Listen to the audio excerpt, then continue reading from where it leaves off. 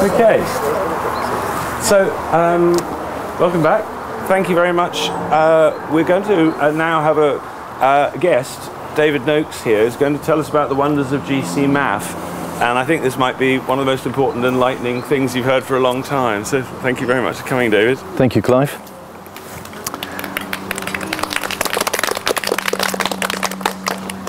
Right, well, GC-MAF is a human protein that all healthy people have inside them. It has 20 attacks on diseases that we know of at the moment.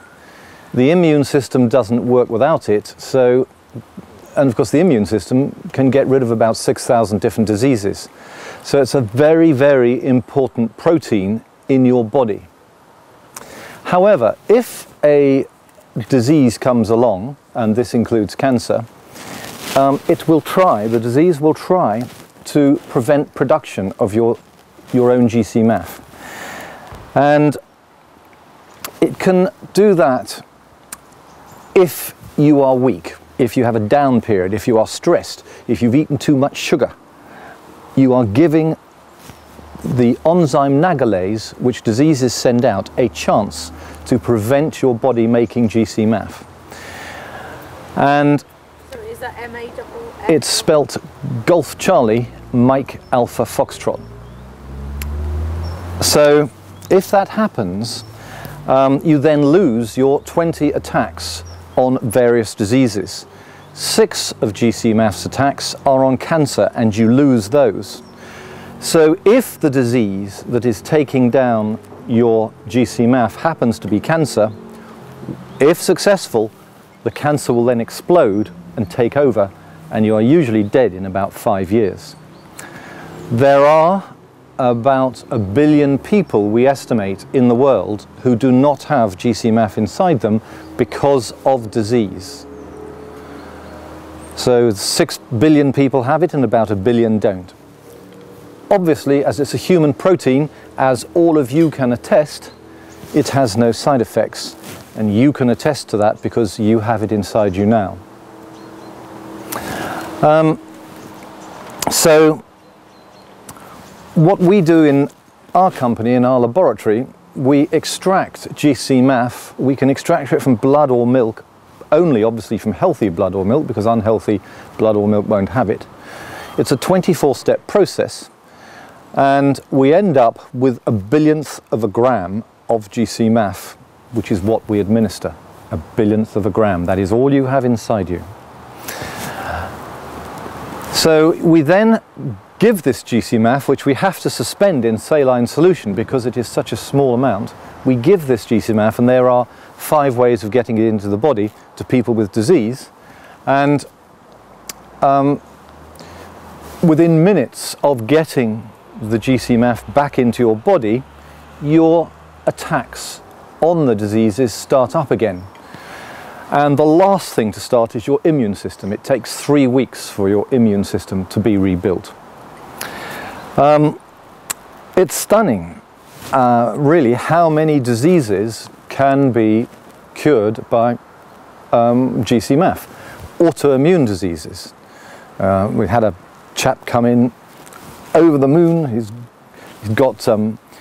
He was in and out of A&E. He had all sorts of diseases related to his autoimmune condition. They've all gone now in, I think it was 3 weeks.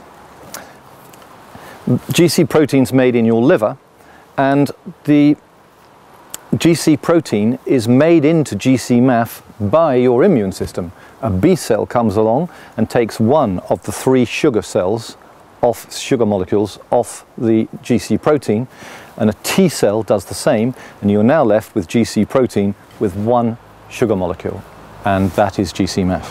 Sorry, please could you repeat? Yeah, that last chunk you just said. Right, how the body makes GC-MAF. From GC protein to... Right, so your liver makes GC protein. 3% of your blood is GC protein. And a T cell from the immune system comes along, takes 1 of the 3 sugar molecules off a GC protein molecule, and then A B cell does the same, and now you have GC protein with only one sugar molecule on it, and that is GC-MAF. But it only does that to a tiny amount of your GC protein because you only have a billionth of a gram of GC-MAF inside your body. It's the most important billionth of a gram you can think of. So, in the body, GC-MAF and GC protein are part of the vitamin D pathway. In fact, one of the names of GC-MAF is vitamin D binding protein, which means GC protein. Vitamin D binding protein, macrophage activating factor, that is one of the names of GC-MAF. It's actually a misnomer. Back when it was first discovered in 1990, 24 years ago, they thought all it did was rebuild the immune system and activate macrophages, which is why it was called macrophage activating factor, but that's only 1/20th of what it does. And in the laboratory, we have a laboratory where we are doing research all the time. We have 4 eminent scientists. One of them is here today, Linda, and we work with the University of Florence, who's also working on GC-MAF, and that's how we got the number of actions of GC-MAF up from 2 to 20, these 2 laboratories working together. Perhaps we got into GC-MAF because we wanted to do something about cancer. And it was the hardest way to go in because it makes you very unpopular if you do anything with cancer. When we first started out, we were curing stage 2 cancers. Not all of them, but probably 80% of them, fairly easily. And then we learnt about the protocol, what we call the protocol, the nutrition. And the protocol is very simple. It's at least 2 shots of GC-MAF a week, 0.25 ml. That's actually 2 billionths of a gram. That's putting in double what you need. And you have to take vitamin D because it's part of the vitamin D pathway, and it only has 40% its power if you have low levels of vitamin D, and pretty well everyone with cancer's got vitamin D down at the 20 level instead of the 60 nanograms per milliliter that they should have. So you've got to take vitamin D. You cannot eat sugar because Otto Warburg found out 40 years ago and wrote a paper on the very simple fact that cancer feeds and lives exclusively on sugar. And this is such a well-known fact in science. It's totally indisputable. And yet you won't find one oncologist who will tell you to stop eating sugar. And that's why in the NHS they're giving people hot chocolates on the cancer wards for the sugar. You walk into the NHS, into a cancer ward, and you look at the food they are feeding them, and you are absolutely horrified. They have no idea what they are doing. Then, of course, carbohydrates in the body turn into sugar. So if you are fighting cancer, you must not eat carbohydrates or sugar. You must eat meat, fish and vegetables because you need the lipids. Some vegetables are more important than others. Asparagus and broccoli spears seem to be the most important. And finally, the last part of the protocol is in the last stages of cancer, people get anorexia cachexia.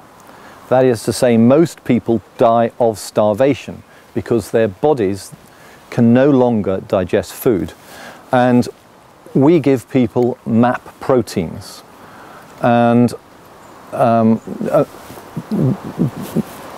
branched chain amino acids are a similar thing, but the ones we use are pre-digested. And one pill is the equivalent of eating a whole chicken. And we can put on, in a dying person, we can put on 3 to 4 kilos a week in weight with these MAP proteins. But anyway, the final result of our adopting this protocol, which is, you know, the vitamin D, eat the right things, is that we now regularly cure terminal stage 4 cancer people if they have 2 months to live, providing they have not had too much chemotherapy, because if they've had too much chemotherapy, it wipes out their blood and immune system counts. So you're putting the GC-MAF into the body, you're basically putting it into an empty void, it's got nothing to work with, and those people die. But if you haven't had too much chemo, if you do the protocol, then if you are terminal stage 4 cancer with 2 months to live, you can confidently expect to be cancer-free in a year. Now, we opened 3 clinics. We can't do anything in England. In fact, we don't even like supplying GC-MAF in England because the laws are so bad. I must come back to that if you remind me. So we had to open our clinics in Germany and Switzerland. And we didn't really know what the law was in Switzerland. So we asked people not to come unless they had at least 3 months to live, because we didn't want to annoy the Swiss authorities by having people dying in our clinic. Well, 5 people effectively didn't tell us the truth and arrived after the point at which their doctors predicted they would die. Of those 2 did die.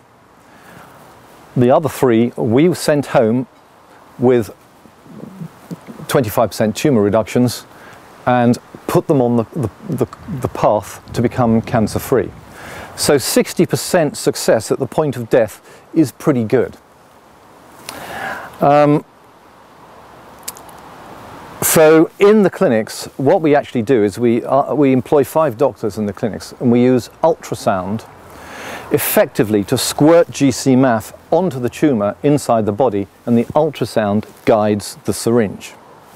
We can also use the frequencies. We know the frequency of GC-MAF in GOLAIC, so that we can drive it in the right direction, and you can actually see it. You can actually see the GOLAIC. Actually, we only use GOLAIC in the clinics. You can see the GOLAIC being driven into the tumours. So on the first week, they get a 25% tumour reduction on average. The worst we've had is 8%, the best we've had is 40%.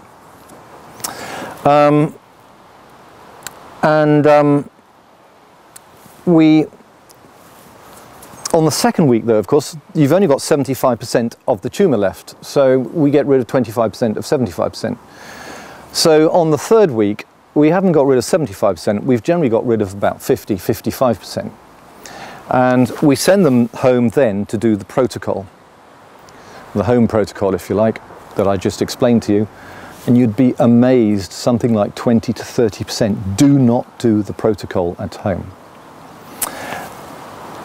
It's surprisingly successful with pancreatic cancer. Everyone thinks pancreatic cancer is a death sentence. Well, when we get pancreatic patients at the clinic, they get the same tumour reduction that everyone else does. And if they do the protocol, they too can expect to be cancer-free in about 6 months, because we get rid of 50% of the cancer in the clinic, so they don't have to do a whole year, they only have to do about 6 months. We had one very nice chap called Paul, who has 3 little airplanes in the USA, and he's mid-70s. Most of the people are 60s, 70s, 80s, and they're all terminal. Pretty well everyone arrives as terminal. He had pancreatic cancer, and his pancreas had stopped producing insulin. The cancers had grown, the tumours had grown so large, he couldn't produce insulin anymore. So he arrived at the clinic with his medication, with his insulin medication, which he was injecting every day. He got a 25% tumour size reduction in his first week, and he also got the bonus that his pancreas started producing insulin again, and he threw his medication away. So he stayed for 3 or 4 weeks, and he got excellent reductions. And he's one of the people who then didn't bother to take it when he got home. He's still alive now, but very, very disheartening for us. I'll tell you a couple of interesting stories. We had this woman arrive, who I will call Deirdre. And she walked through the front door, walked upstairs to the treatment room, sat down and died. And I maintain that's not 3 months. From downstairs to upstairs is not 3 months in my view. Anyway, she comes from Geordieland, Newcastle, so her relatives are having a real go at our staff. We're going to close you down, blah, blah, blah, blah, blah, you know. Meanwhile, our 2 nurses were beating the living daylights out of her dead body. And after 45 seconds of this, they restarted her heart and breathing. Lynn over there got a 40% tumour reduction in her in a week. She's back in Geordieland. She's doing the protocol absolutely ruthlessly, and we expect her to become cancer-free in the next 6 months. Well done. Amazing. Yes, so I think Lynn can take all the credit for that. Go on, Lynn. And so that just goes to illustrate that death is not necessarily a barrier to becoming cancer-free. And one other case I'd like to tell you about is a woman who went to our Bayreuth clinic, which is in Bavaria, very close to the Czech border, northern Bavaria, very beautiful German countryside. And she arrived terminal stage 4, expected to live 3 weeks, and her left breast was just solid dripping tumour. There's no breast there, just ugly, horrible, raw tumour, which went right through into her armpit.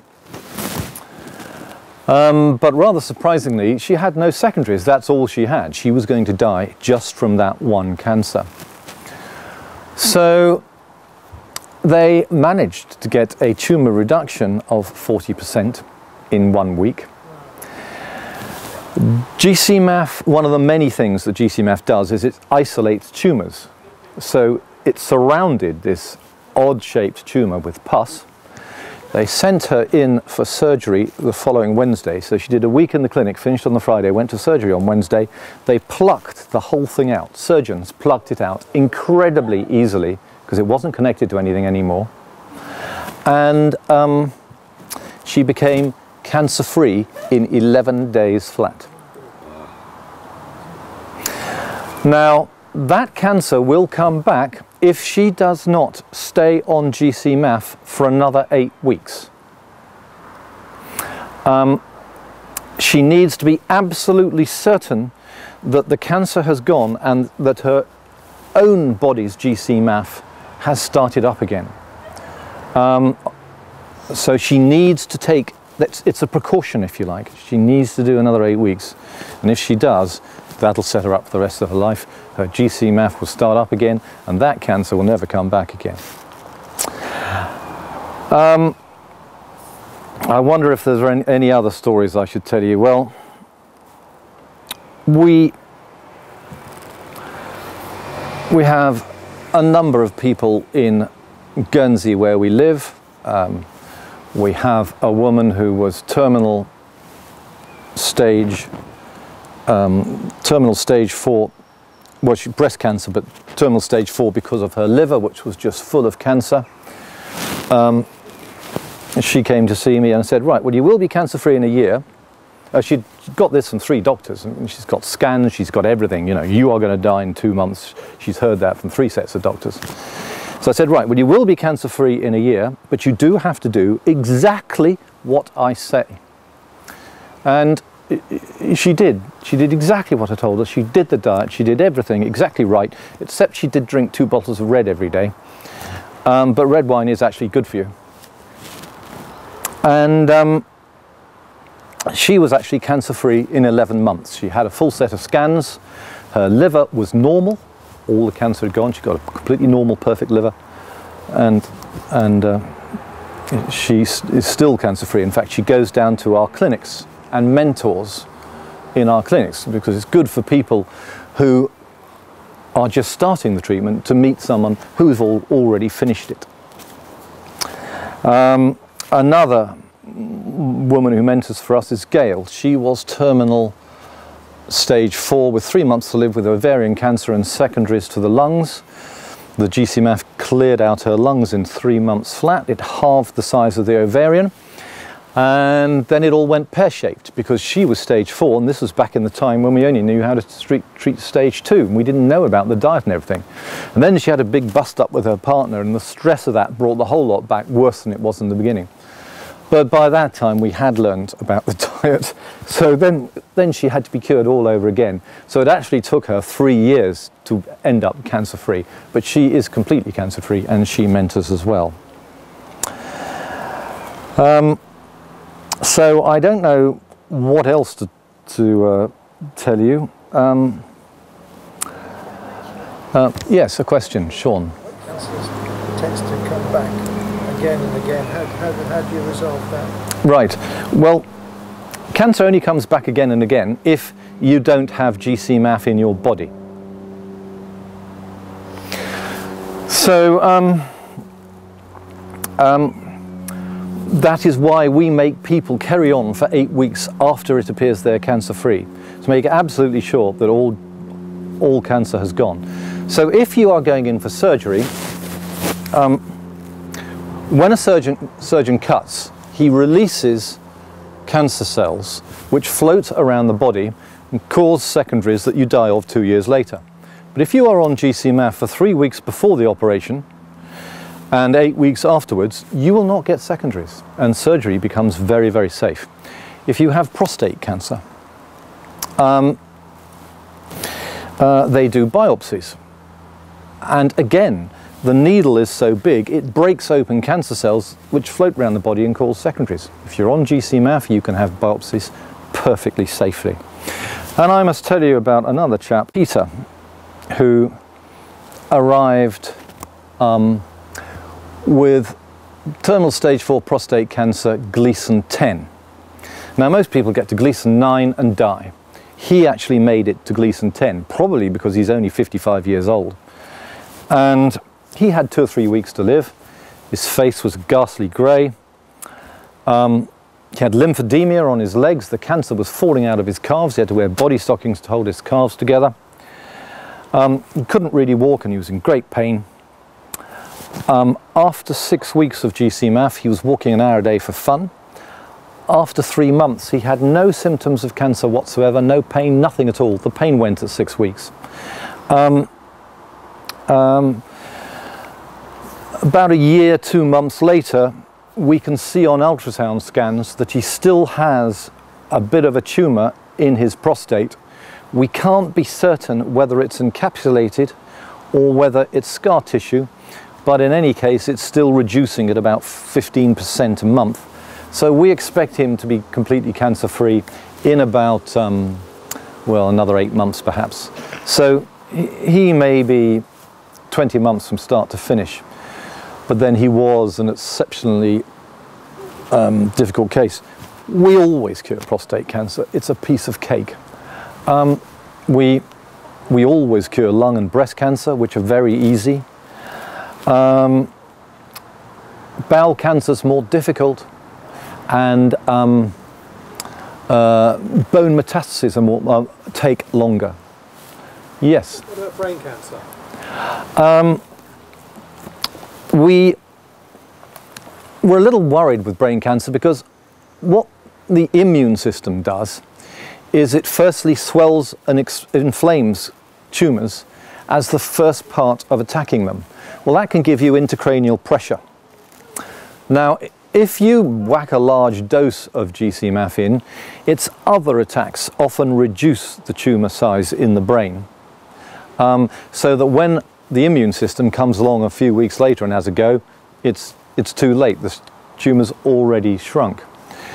Works very, very well with CyberKnife surgery, because with the surgery you can reduce the size of the tumour and then you really don't care whether the GCMAF swells the tumour because you've got all that extra space there. Oh, and we do that in our clinic, by the way, very successfully. We treat brain cancers in our clinic quite confidently now. Brain degeneratives. Have you had any experience with that? Right. We actually found 10 of the things that GCMAF does, 10 of its actions, and 3 of them are on the brain. It reactivates microglia cells in the brain, and it has beneficial effects on neurons, and between those two it actually creates new neurons. So we predicted in the paper we wrote that it would be good for Alzheimer's, Parkinson's, ALS, and what's the other one? My father's got progressive supranuclear palsy. MS. Yeah. Right. It's a new one. Well, fairly. Okay. Well, it's worth trying it. We just can't say. Yeah. I think he'd be up for guinea pig, and Dad, he's kind of open to. Yeah. Yeah. I mean, I have absolutely no idea whether it works, but I've stopped saying adamantly it will not work because I've been proved wrong too often. So we had this father, Nigel, whose 2 children have LMBBS, and only 300 people in England have got it. And basically that is like chronic fatigue syndrome in that you feel like death, you can't get out of bed, 18 hours a day in bed, and you can't hold a job down. But in this case, you go blind at the age of 25 and you die at the age of 40. So it's a pretty nasty thing to have. So his 2 children, son and daughter, were hopelessly depressed. And in 2 months, all the symptoms of LMBBS had left both of them. And absolutely incredibly, their opticians reported that their maculas were growing back. Their eyesight is improving, and at the rate they're going to be able to drive in a year. We had a person who had stage 4 kidney failure and chronic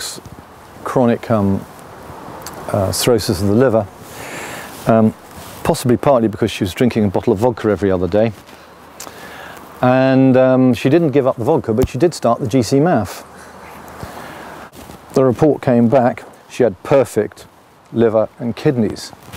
So it seems the cure for chronic cirrhosis of the liver and stage 4 kidney disease is GCMAF and a bottle of vodka. What about things like AIDS? Would it work on that? We've cured 6 out of 150 people of AIDS, so we no longer mention AIDS at all because 95% failure is too many unhappy people.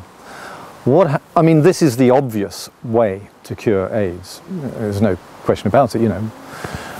Acquired immune system deficiency, what does GCMAF do? Rebuild the immune system. I mean, it's a perfect match.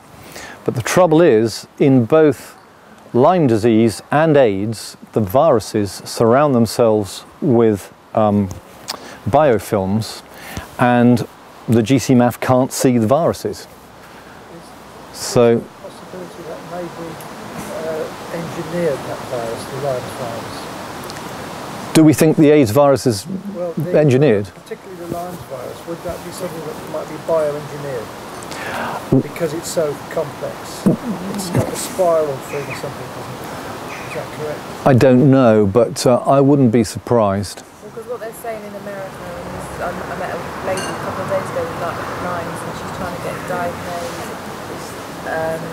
And she's saying that in America, they're diagnosed ALS because it's cheaper to educate all to the insurance companies than Lyme's, and most of them got 80% is Lyme's. That's what she said in what she found out. But when you want to talk about this film thing, biofilm, it surrounds the cell, doesn't it? So it doesn't. Surrounds the viruses, so they can't be detected. Yeah, yeah. Then when you just break that down, something. I know it sounds maybe out there, but vitamin C, wouldn't that break? Because that eats away at when you have a vital protein, it eats away at the protein, doesn't it? Well, we think that cider apple vinegar, bromelain and papain may help break down viruses, but we have no success with it. I mean, we've given up trying, really. You know, we'd have to recruit more AIDS patients and start all over again if we were going to do that. And We'd hate to disappoint them. We've got so much work on, we just can't keep up with it. We've got 8,000 patients to run on the one side, and then we've got 3 clinics to run on the other side, and we just can't keep up with it all. We're hopelessly overwhelmed in every direction we look in. Richard. How can people help you with your cause? Obviously we all want to help all this work, that's why we're all here. How can we help you in any way at all? Well, can I think about that? That's very kind. Yeah, I'll think about that. I mean, no one's ever asked me that question before. So, yes? How did you come to learn about nutrition and make that connection?